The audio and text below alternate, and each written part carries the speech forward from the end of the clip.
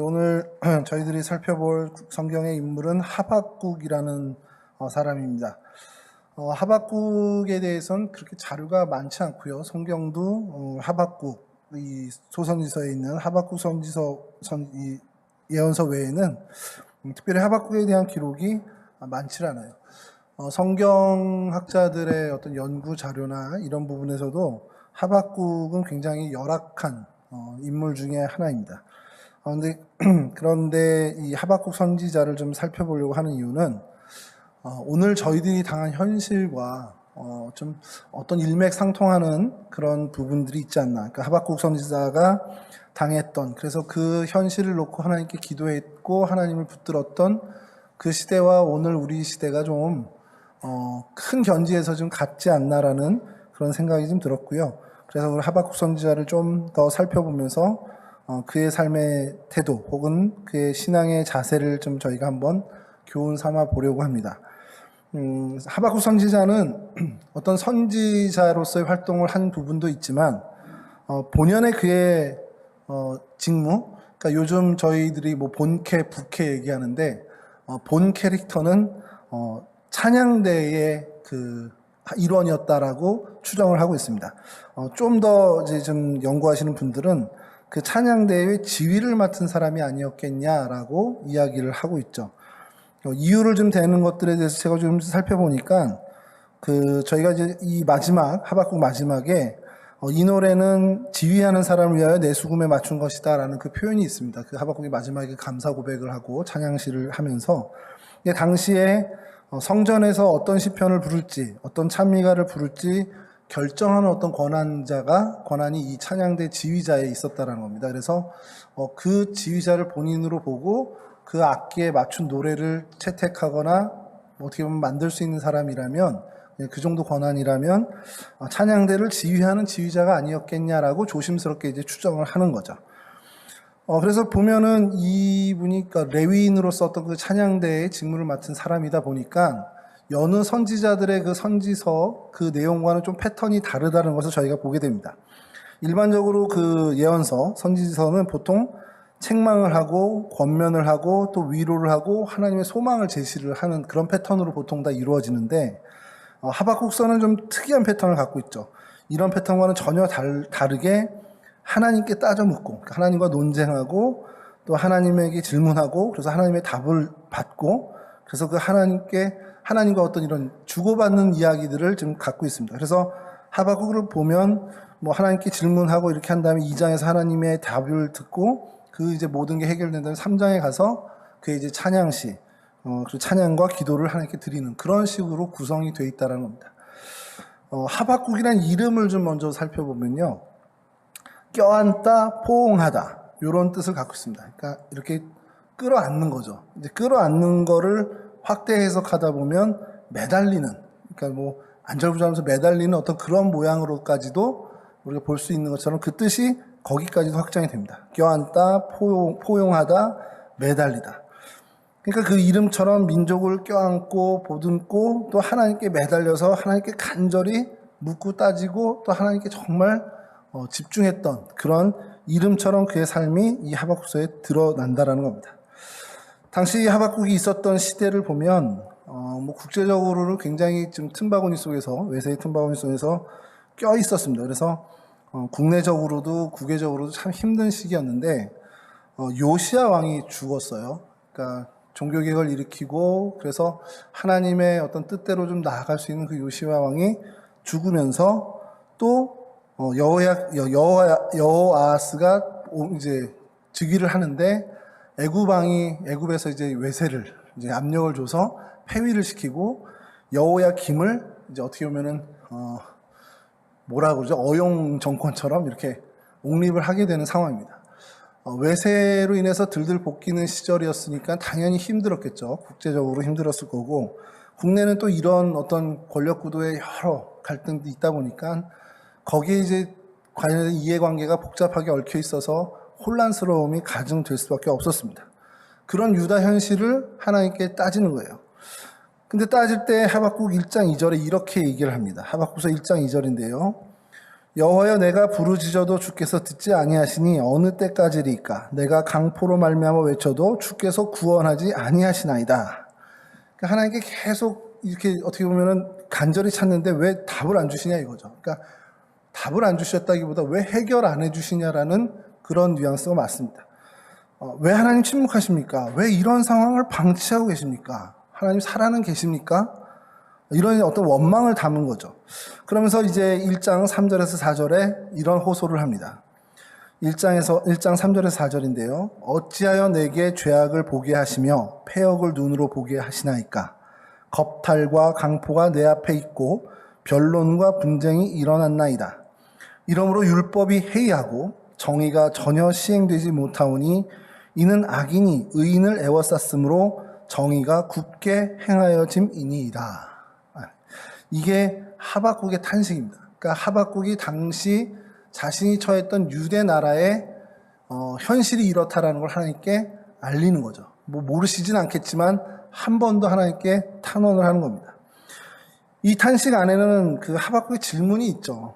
왜 이 세상에 의인은 고통을 당하고 악인이 득세합니까? 이게 기본적인 질문입니다.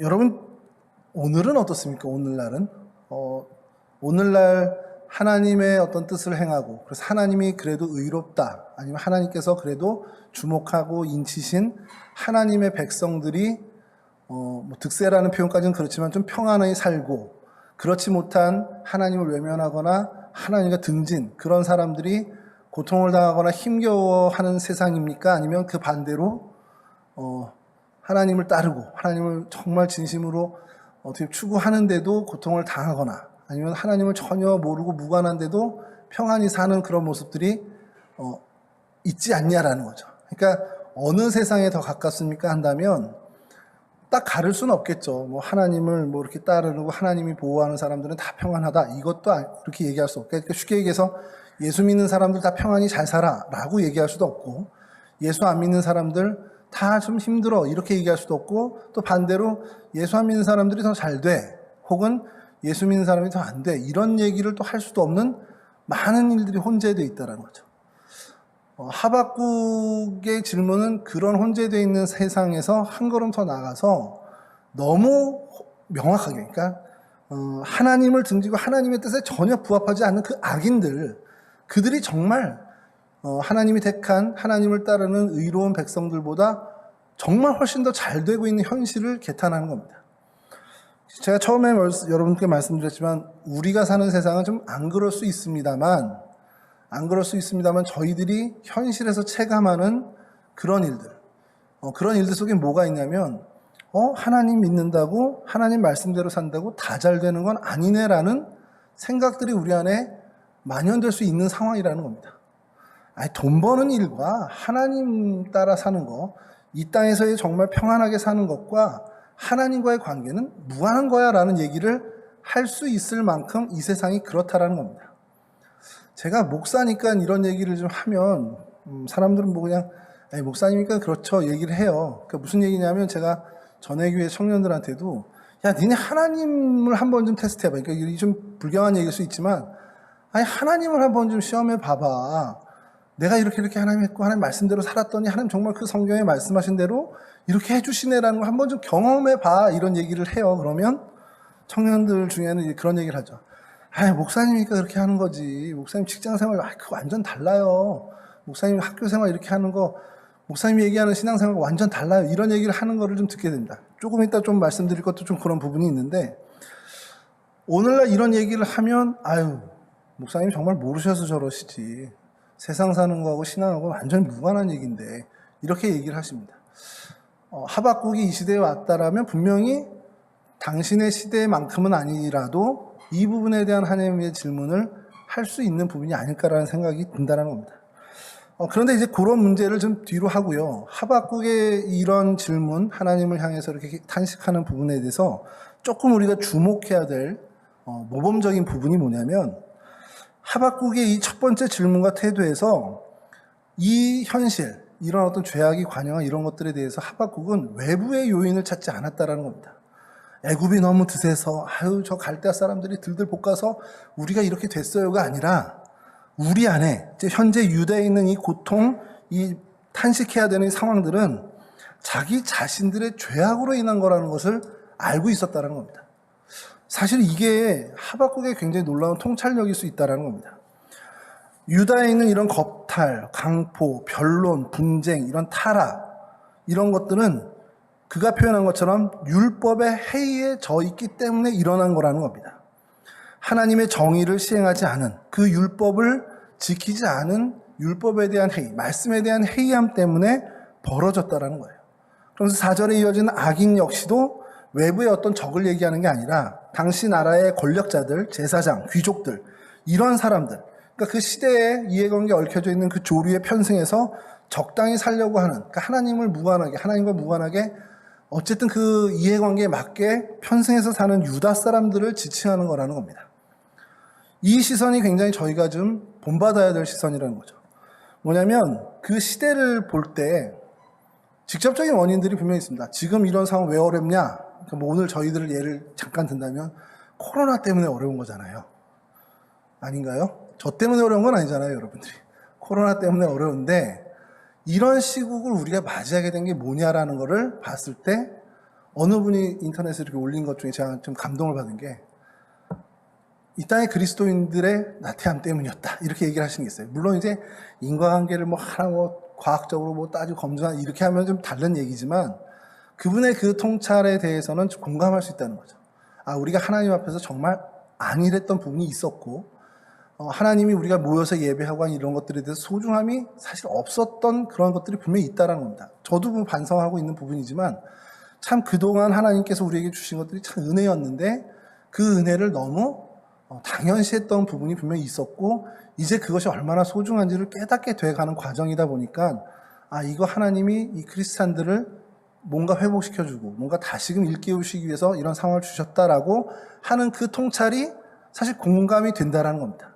하박국도 그랬다라는 거예요. 유다 민족들이 어려움을 겪는 이 모든 것들이 애굽에서 너무 힘센데 갈대아 사람들이 일어나가지고 애굽을 치면서 막 그 끼인 상황에서 유대가 힘들어지고 요시야 왕이 죽고 이런 것 때문일 수도 있지만 그게 직접적인 원인이지만 그것보다 우리가 말씀에 해이했기 때문에 하나님의 말씀을 뜻을 준행하는 데에 게을렀기 때문에 이 일이 일어났다는 것을 바라봤다라는 겁니다. 사실 그러니까 이 시대에 우리도 그리스도인들이 가져야 할 통찰력이 이런 부분이라는 거죠. 죄악이 관영하고 부정부패가 있고 고통받는 사람들이 주변에 있다. 그러면 그것에 대해서 우리가 책임감을 갖는 그런 통찰을 갖고 하나님 앞에 나가야 된다는 거죠. 죄악도 관영하고 부정부패도 온갖 판치고 고통받는 사람 주변에 가득한데 그런 시대 조건이 하나도 없이 그냥 나 혼자 내 가족 잘 지내고 있으니까 괜찮아 라고 무관심하고 한다. 나만 잘 되는 것, 나만 출세하는 것을 생각하는 그 그리스도인은 오늘 하박국이 얘기하는 그 하나님의 회복, 하나님의 부흥 혹은 하나님의 정의는 절대 이해할 수 없다는 겁니다. 그리고 그가 절규하는 그 절규도 전혀 공감하지 못하고 그가 안타까워하는 그 안타까움을 같이 공유할 수 없게 된다는 거죠. 그러니까 이게 국가적으로나 사회적으로나 아주 거창하고 확대하지 않다 하더라도 하박국의 질문이 오늘 우리의 질문이 돼야 한다는 거죠. 하나님 왜 세상이 이렇게 됐죠? 하나님의 정의가 하나님의 선하심이 이렇게 드러나지 못하는 왜 이런 시대가 됐죠? 왜 하나님 악인들이 저렇게 득세하는 이런 시절을 우리가 맞이하고 있죠? 왜 이런 상황 속에 하나님 여전히 침묵하고 계시죠? 라는 질문이 오늘 우리의 질문이 돼야 한다는 겁니다. 왜냐하면 그 질문을 갖고 하나님 앞에 갈 때에 하나님이 주시는 답을 얻고 이 시대 속에서 진짜 그리스도인 이렇게 살아야 되는구나라는 것을 깨닫고 살아갈 수 있게 되기 때문이라는 거죠. 인간적인 생각으로는 납득이 안 되고 또 원망할 수밖에 없는 상황이 우리 일상에 사실 많이 일어나고 있습니다. 도대체 이게 왜 이런 일이 일어나지? 물론 나에게도 그런 일이 일어나지만 내게 일어나지 않는다 하더라도 도대체 이런 일이 왜 일어나지? 라는 그 일들이 사실상 우리의 현실에서 일어나고 그에 대한 해답을 하나님께 우리가 물어야 된다는 거죠. 이런 하박국의 첫 번째 질문에 대해서 하나님이 답을 하시는데 이 답이 되게 하박국의 기대와는 너무 의외의 답을 하나님이 주시는 거예요. 하박국 1장 5절에서 6절인데요. 제가 좀 읽어드리겠습니다. 여호와께서 이르시되 너희는 여러 나라를 보고 또 보고 놀라고 또 놀랄지어다. 너희의 생전에 내가 한 가지 일을 행할 것이라.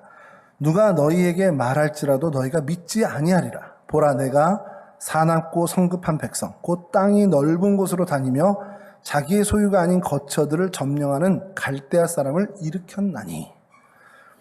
갈대아 사람은 즉 바벨론을 얘기하는 거죠. 바벨론을 들어서 유다를 벌할 거야 라는 것을 하나님이 밝히시는 겁니다. 하나님이 왜 이렇게 죄악이 관영하고 우리가 이렇게 악인들이 득세하고 의인들은 이렇게 힘들고 하나님의 정의가 전혀 하나님 침묵하십니까? 그랬더니 하나님이 기다려봐. 내가 바벨론 일으켜서 그 죄악이 관영한 유다를 혼내줄 거야. 이런 얘기를 하시는 겁니다. 유다의 가득한 죄악을 이방민족, 그것도 원수나라인 바벨론을 통해서 벌하신다라는 얘기. 이게 하박국에게는 굉장히 충격적인 얘기입니다. 하나님도 얘기하신 부분인데 바벨론이 어떤 나라냐면 하박국 1장 11절에 하나님께서 이렇게 표현하십니다. 그들은 자기들의 힘을 자기들의 신으로 삼는 자들이라. 이에 바람같이 급히 몰아 지나치게 행하여 범죄하리라. 그러니까 하나님이 봐도 얘네들은 자기 스스로를 신으로 삼는, 그러니까 하나님과 전혀 무관한 백성들이고 급하게 몰아치게 행해서 결국 범죄하는 백성들이라는 겁니다. 하나님도 그렇게 악인으로 인정해버리는 민족이라는 거죠. 자기들의 힘을 신으로 삼는, 그러니까 완전 우상 숭배자들이죠. 예전에 여러분 나쁜 녀석들이라는 드라마, 또 영화로도 제작된 그 드라마가 있는데 나쁜 놈 잡는 나쁜 녀석들이라는 카피가 좀 주목을 끌었었어요. 그러니까 흉악범을 잡는데 범죄자를 또 이용하는 겁니다. 이게 그게 내용이 좀 괜찮았는지 나중에 영화로도 제작이 됐는데 현실에서는 말도 안 되는 얘기지만 그 드라마에서 그렇게 하면서 약간 공전의 히트를 좀 쳤습니다.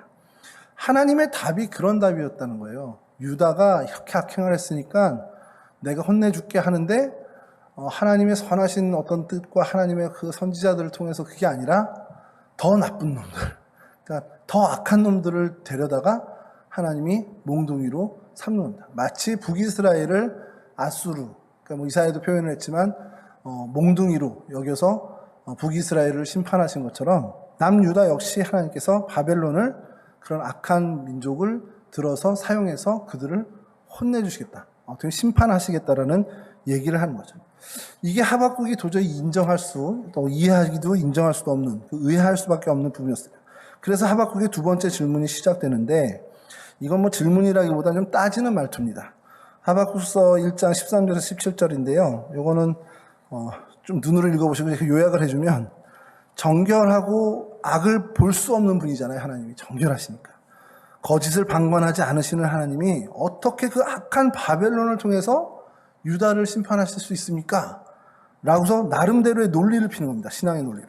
아니, 하나님 세상에 이런 분이신데 이런 분이 어떻게 하나님이 이런 분인데 이렇게 하나님과 어울리지 않는 일을 하십니까? 라는 걸 얘기하는 거예요.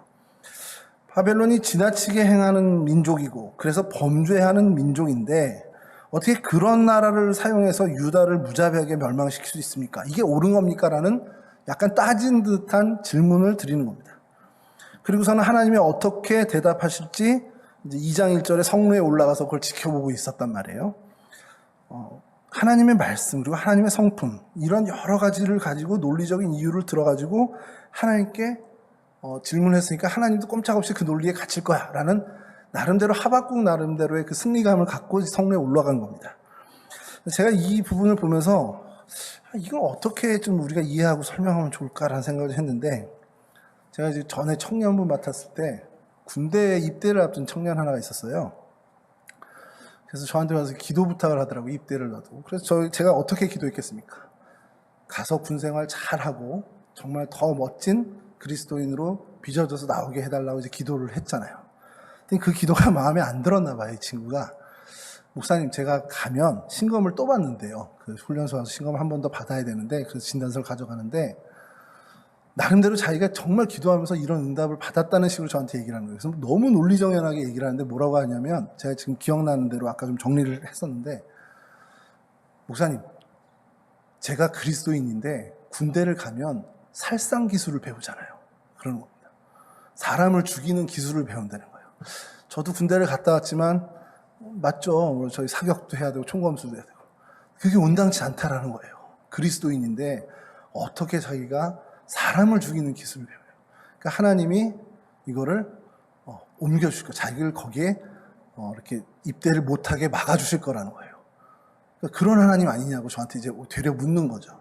제가 그 얘기를 들으면서 사실은 답을 좀 뭐 어떻게 대답을 해야 되나 한참 고민을 했습니다. 그래서 이제 잘 설명을 하긴 했는데 그 일이 떠오르는 거예요. 이 설교를 준비하면서 하박국이 저랬겠구나. 하나님 세상에 유다민족이 이런 민족인데 세상에 하나님의 논리, 하나님의 말씀의 그 정신대로 하면 이게 말도 안 되는 건데 이걸 어떻게 행하십니까? 어떻게 바벨론 같은 그 더러운 민족으로 하나님의 백성인 유다민족을 심판하십니까? 이게 그의 논리가 딱 정연한 거예요. 그러니까 자기 깐에는 이 논리라면 하나님 절대 하실 수 없는 건데 라고 하는 거죠. 그 친구가 나중에 이제 군대를 갔어요. 갔는데 휴가를 나가서 휴가라가 아니 편지가 왔는데 저한테 한번 얘기해요. 자대 배치를 이제 앞두고 있는데 어디 사단까지 갔대요. 그래서 몇 사단인데 그래도 몇 사단이라고 해서 제가 기억을 못 하는데 그럼 어떻게 뭐 이렇게 될 것 같아? 기도 어떻게 할까? 이제 그런 식으로 이제 이렇게 오고 가는데 다음에 이제 그 친구를 통해서 연락이 왔는데 걔가 이제 전하는 말이 걔하고 통화를 했는데 하는 말이 또 논리 정연합니다. 이 친구가 굉장히 스마트한 친구라 믿는 사람들끼리 이렇게 서로 돕는 게 얼마나 아름다운 일이냐는 거예요.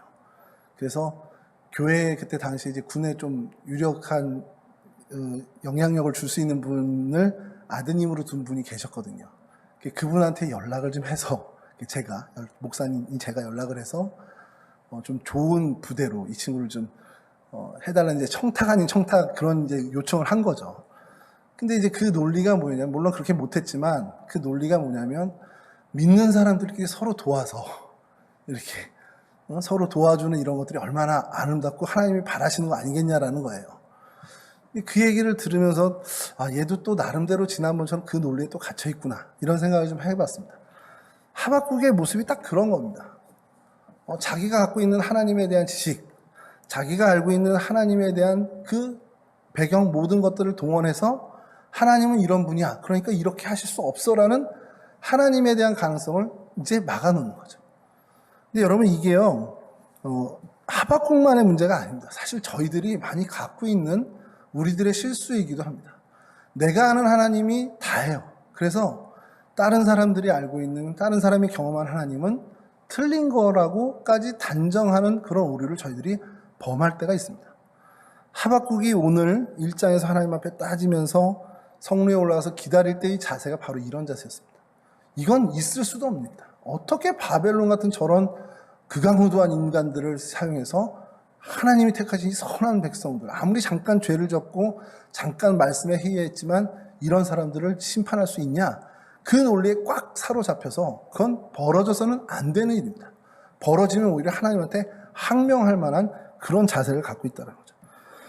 그래서 하나님께서 2장 전체를 통해서 답을 해주신 겁니다. 바벨론이 선하거나 의롭기 때문에 사용하는 것이 아니라는 게 그 답의 내용입니다. 그리고 그렇게 다른 나라를 노력하고 부당한 이득을 취한 이 바벨론 역시 그에 상응하는 대가를 치르고 하나님 역시 그들을 멸망시킬 거라는 하나님께서 답을 주신 거죠. 그 답을 이제 2장에서 하나하나 다 해나가는 그 얘기를 하박국이 다 듣고 있는 거죠. 들으면서 그가 바뀌는 것이 자기가 알고 있던 그 하나님이 아니라 그것 넘어서는 더 크신 하나님을 경험하게 된 겁니다. 역사를 주관하신 하나님, 그 모든 경륜 가운데 하나님의 선한 일을 이루시는 하나님을 깨닫게 된 거라는 거죠. 물이 바다를 덮음같이 여호와의 영광을 인정하는 것이 세상에 가득할 것이라는 그 하나님의 때를 이 하박국이 보게 되고 깨닫게 되었다는 겁니다. 그러니까 하박국이요, 아까 그 말씀드린 것처럼 유다 백성들의 이 문제가 외부에 있는 게 아니라 내부에 있다는 것들을 볼 수 있는 그 통찰력은 탁월했지만 전체적인 역사를 꿰뚫어 보는 그런 통찰력에서 부족했는데 이 하나님의 답을 들으면서 그가 하나님 말씀을 수용하고 하나님 말씀을 인정하는 과정에서 그 역사, 하나님의 전체적인 경륜을 바라보는 통찰력도 갖게 됐다는 겁니다. 그러니까 짧은 호흡이 아니라 긴 호흡으로 이 하나님의 역사를 바라봐야 된다는 것을 알게 됐다는 거죠. 여러분, 그러면 오늘 저희들은 어떠냐는 거예요. 저희들은 정말 긴 호흡으로 하나님의 경륜을 바라보면서 하나님의 뜻이 이루어지고 또 하나님의 그 때를 기다리고 찾고 있느냐라는 거죠. 지금 당장의 상황, 그 어려움, 이것들을 보고서 판단하는 일이 저희들에게 많지 않냐라는 거예요. 짧은 내 인생 제가 뭐 살아야 얼마나 살았겠습니까? 그 몇십 년 살았다고 나 오래 살았으니까 많이 경험했으니까 나도 알아라는 그런 자만을 가지고 내가 경험해 봤더니 이래 라고 하나님을 너무 단정짓거나 이런 내가 경험하고 있는 상황들 속에서 이건 이렇구나, 이건 하나님 뜻이 아니구나, 이건 하나님 뜻이구나 하는 그런 부분들은 혹시 있지 않냐라는 거예요. 우리가 해야 될 것은, 중요한 것은요, 이런 어떤 긴 호흡을 가지고 결국 하박국이 어떻게 바뀌어갔느냐를 좀 보면서 그 자세를 가져야 된다는 거죠. 좀 얘기가 어려워질 수 있는데요, 요거 좀 설명을 드리면, 하나님께서 바벨론을 들어서 유다를 멸하시는 이유를 좀 봐야 된다는 거예요. 하나님이 이런 결정을 하신 이유가 단지 그 하박국의 시대, 그때만을 바라보면서 하나님이 하셨냐라는 건 저희가 아닌 건 이미 알고 있죠. 아브라함 이후에 하나님께서 택한 민족은 이스라엘 백성이었고, 그래서 하나님이 이들과 언약을 맺으시고 그들의 하나님이 되어서 고통받고 부르짖을 때마다 그들을 보호하고 인도하신 하나님으로 계속 그 존재를 이어오셨습니다. 그들은 하나님 나라의 백성이 됐고 제사장 나라가 되었고 그렇게 살기로 약속을 했어요. 그런데 그 아브라함과 언약했던, 그리고 모세와 언약했던 그 언약이 정말 빈번하게 깨졌습니다. 자주 이제 이게 잘못되고 깨지고, 그게 뭐 하나님 깬 게 아니라 이스라엘 백성들이 깼죠. 그 천년 역사를 계속 하나님이 참으시고 이 하박국 시대까지 인내하지 않으셨다면 이 민족은 이미 다 어떻게 보면 멸절돼야 할 민족이 틀림없는데 하나님이 참으시고 또 참았죠.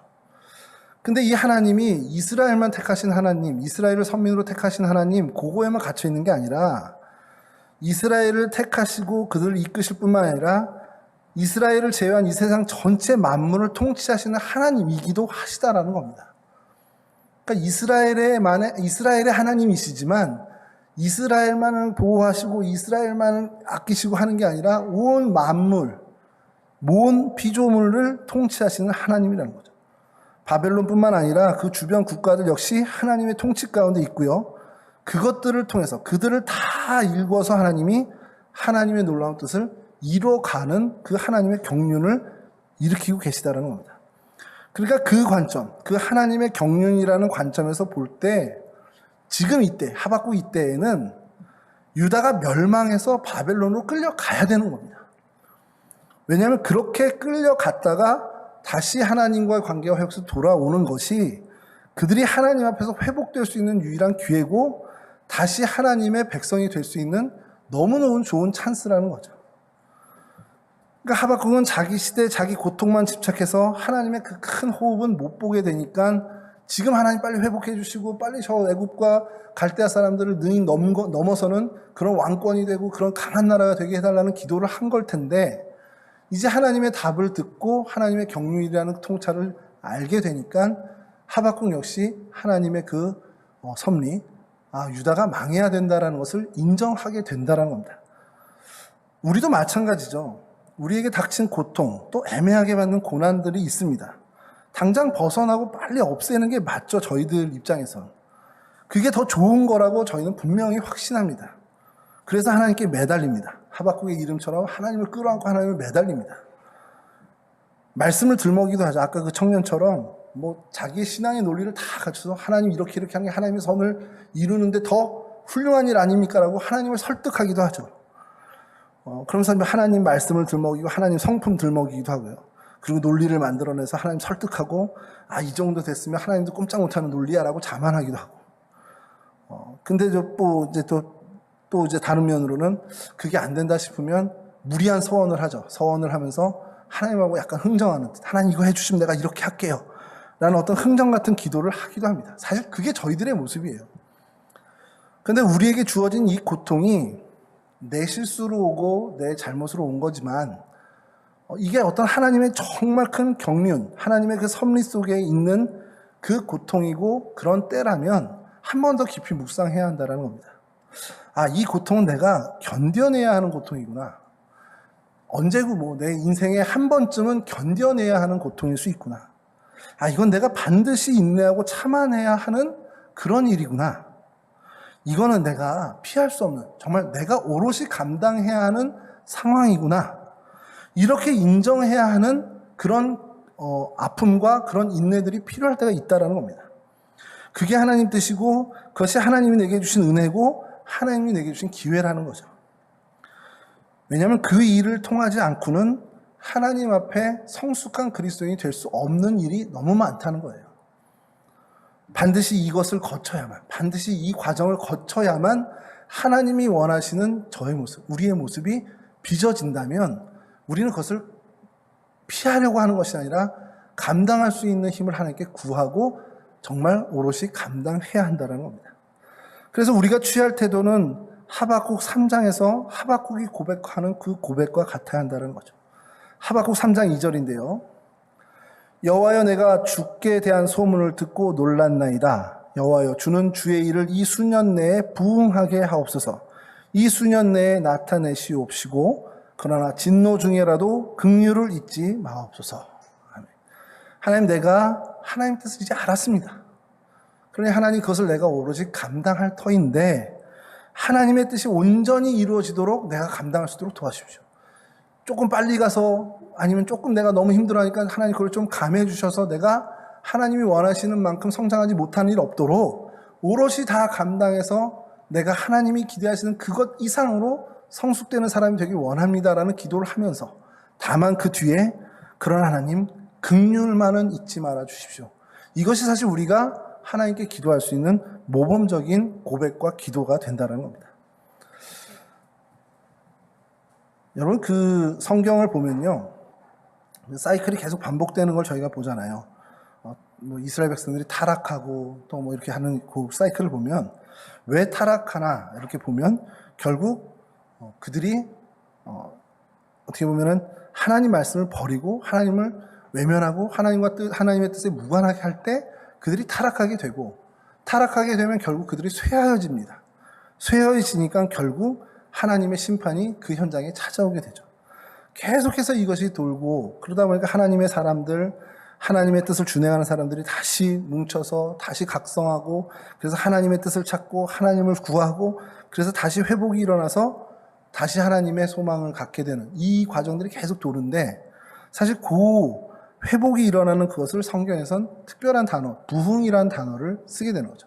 그래서 하박국도 이번에 부흥이라는 단어를 사용하게 됐는데, 여러분, 우리가 이런 부흥을 맞는, 쉽게 얘기해서 회복을 맞는 것이 우리의 소망이라는 겁니다. 우리가 인생을 살아가면서 지금 힘들고 어려운 것들이 어쨌든 이런 모든 과정을 거쳐서 하나님이 기대하는 그런 성숙의 단계에 갔을 때 하나님이 우리에게 주는 그 회복, 그 부흥을 우리가 맛보기를 소망하면서 간다는 거죠. 그거는 개인도 그렇고 공동체도 그렇다라는 겁니다. 하박국이 바라던 회복과 부흥은 바벨론 멸망한 후에, 바벨론에게 의해서 멸망한 후 70년이 지난 후에 그 회복이 찾아옵니다. 근데 여러분, 그 하박국이 기대한 부흥, 그 회복이 70년 이것을 생각하고 70년 후면 되겠다라고 하박국이 생각했을까라는 생각을 하면 전혀 그건 아니라는 겁니다. 하박국은 그 기간에 대해서 아무 의미를 두지 않았다는 거예요. 과정 속에서 하나님의 때가 차고, 그래서 하나님의 때에 그것이 이루어진다라는 그 확신만 갖고 있었다는 겁니다. 이게 뭘 얘기하냐면, 우리가 살아가는, 오늘 2021년을 살아가는 저희들에게 굉장히 시사하는 것이 많은 게, 내가 이러이러한 상황 속에 지금 있는데 내가 하나님과 관계가 더 회복되어지고 나면 한 내년쯤, 한 후년쯤이면 내가 정말 이렇게 하나님 기대하시는 그 수준의 신앙이 되겠구나, 이런 생각을 우리가 얼핏 할 수 있습니다. 저도 그렇고요. 언제쯤이면, 몇 년 뒤면 내가 동성교에서 좀 잘 수련받고 이러면 언제쯤. 근데 그것과는 하나님은 아무 상관이 없이 한다는 거예요. 하나님은 그냥 하나님의 때가 되는 그때에 너를 완전히 하나님이 회복시켜 줄 거야. 하나님의 때가 되는 그때에 하나님이 하나님의 일을, 분명히 나를 향한 하나님의 일을 이루실 거야라는 그 확신을 갖고 있냐 없냐만 하나님은 물으신다라는 거예요. 이게 뭐 1년이 될지 2년이 될지 당장 내일이 될지도 모르지만 하나님의 때가 분명히 있다, 하나님의 때가 분명히 온다, 이런 것들에 대한 소망을 잃지 말라라는 겁니다.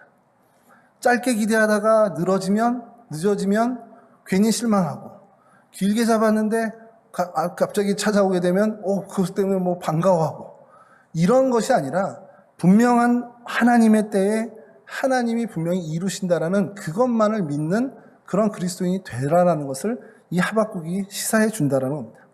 이건 개인뿐만 아니라 공동체도 마찬가지인데 우리 동성교회를 향한 하나님의 뜻이 있고 이 동성교회를 통해서 하나님이 뭔가를 이루시려고 하는 그 모든 일들, 하나님의 때에 하나님의 그때가 뭐 언제다 딱 우리 동성교회를 딱 이렇게 하실 거야 이런 게 아니라 하나님의 때가 항상 우리의 행보 속에 있고 그때에 맞는 하나님의 뜻이 항상 이루어진다는 걸 저희는 믿고 나가야 된다는 겁니다. 아, 이거 왜 이렇게 됐지? 이건 뭐지? 하나님 정말 계셔? 이런 의심을 하는 게 아니라, 이런 불안함을 갖는 게 아니라 하나님이 우리와 함께 하시니 우리 동성교회 행보 한 걸음 한 걸음엔 늘 하나님의 뜻이 머물고 그래서 하나님이 온전히 하나님의 뜻을 이루고 가신다라는 것을 믿고 나가야 한다는 겁니다. 이게 좀 어려울 수 있겠는데요. 이게 그러니까 상황에 영향받지 않는 믿음이라는 겁니다. 아니, 목사님 무슨 소리예요? 우리 교회 아직 건축이 이렇게 좀 진행 중인데 완공도 안 됐는데 무슨 하나님 뜻이 이루어졌어요? 오늘 이 날짜에 이만큼 된 것이 하나님의 뜻이고 이만큼 이룬 것이 하나님의 때라는 겁니다. 내일 당장 주님이 오셨어도 우리 완공 못했는데 아쉬워서 어떻게 해요? 이게 아니라 오늘까지 한 이 모든 하나님의 때에 이룬 이것에 대해서 우리가 감사하고 그것을 하나님의 뜻과 하나님의 때로 믿는 것이 중요하다는 겁니다. 그러니까 동성교회 행보뿐만 아니라 우리 개인도 마찬가지겠죠. 우리 애들 이만큼 키워놔야 되는데, 우리 애들 이렇게 해야 되는데, 나는 몇 살 때쯤 이렇게 돼야 되고, 이런 계획들이 다 있습니다만, 그 계획대로 하기 위해서 애쓰는 게 중요한 게 아니라, 오늘 하루에 하나님이 이렇게 채우시고, 이렇게 이루셨다라는 그것에 대한 확신. 물론 모르죠. 내일 어떻게 될지 모르지만, 하루를 마감하는 그 시점에, 하나님이 오늘 나를 향해서 이 뜻을 계획하셨고, 이것을 이루셨구나, 하고 감사해야 한다라는 사실입니다. 하박국이 여러분 보십시오. 하박국이 이제 2장에 하나님의 계속 이야기를 듣고 확신을 했습니다. 그리고 그가 이제 3장 내내 하나님을 기도하면서 오늘 우리가 읽은 본문 감사의 고백을 올리는데 이루어진 건 아무것도 없습니다. 저희 눈이 볼 때는 하박국의 기준에서도 이루어진 게 없을 겁니다. 근데 그가 안 거예요.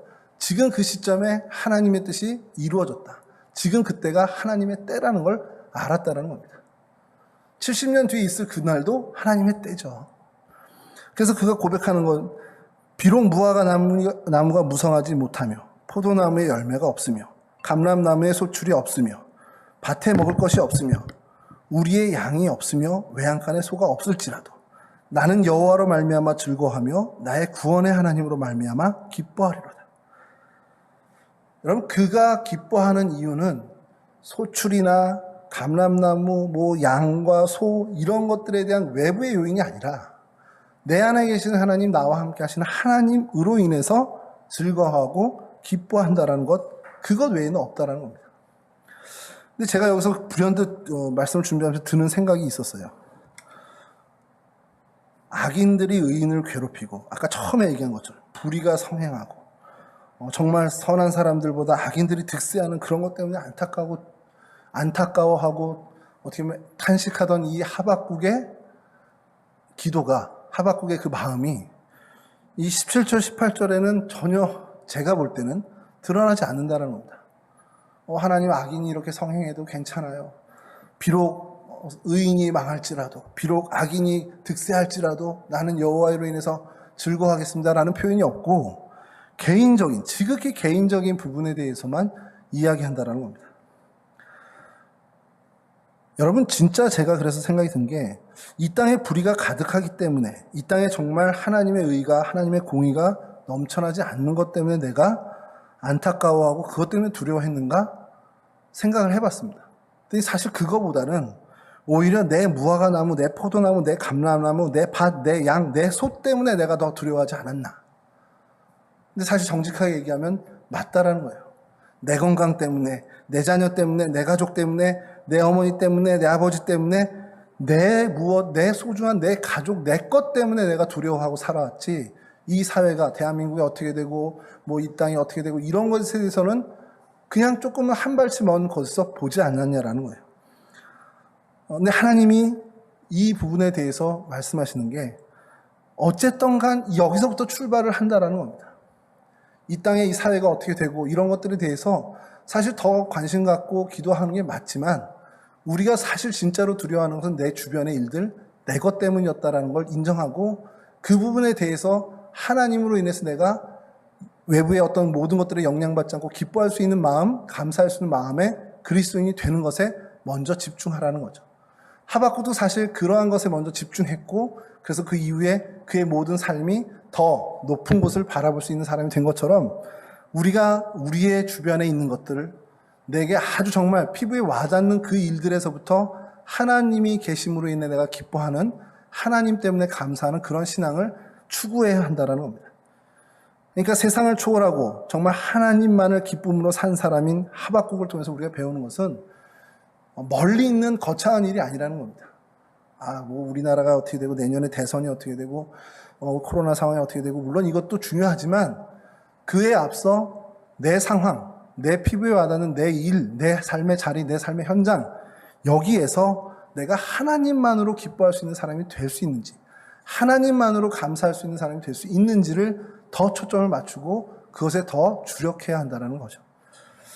여러분 뭐 우리 하박국을 통해서 짧게 좀 본 거지만 사실 뭐 하박국에 대한 어떤 그 자료들은 더 찾기가 어렵습니다. 어렵지만 그가 고백한 그의 기도문 하박국서를 점점 한 번씩 더 한번 여러분들이 좀 살펴보면서 이 하박국이 정말 하나님으로 인해서 즐거워하고 하나님으로 인해서 감사했던 그 고백이 진짜 나의 고백이 되기를 바라는 마음으로 하박국을 한 번 더 여러분들이 살펴줬으면 좋겠습니다. 여러분 하박국을 통해서 내가 살고 있는 시대를 통찰하는 것도 우리가 중요하고요. 우리의 자세에 대해서 다시 한번 생각하는 것도 중요합니다. 내 욕심, 내 욕망 내려놓고 온전히 하나님을 따라가는 것, 하나님만으로 내가 감사하고 하나님만으로 기뻐할 수 있는 사람이 되는 것을 정말 놓치지 않고 그것을 목표로 살아가는 저와 여러분들이 됐으면 좋겠습니다.